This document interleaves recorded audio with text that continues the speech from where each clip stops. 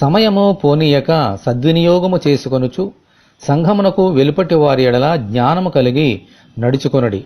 మన ప్రభు అయిన యేసుక్రీస్తు మరలా త్వరలో ఈ భూలోకానికి మేఘారూఢుడే రాబోతున్నారు. దొంగ ఎప్పుడు వస్తాడో మనకు తెలియని విధముగా ప్రభు ఎప్పుడు వస్తారో కూడా మనకు తెలియదు. అందుచేత సమయమును వృధా చేయక సద్వినియోగము చేసుకొనుచు ఈ లోకములో మనము జాగ్రత్తగా జీవించాలి. ముఖ్యముగా సంఘము వెలుపటి వారి ఎడల జ్ఞానము కలిగి నడుచుకోవాలి.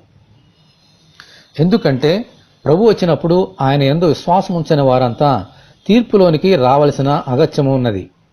అందుచేత వారి నశించకుండానట్లు వారందరి కొరకు ప్రార్థించవలసిన బాధ్యత మన అందరి మీద ఉన్నది.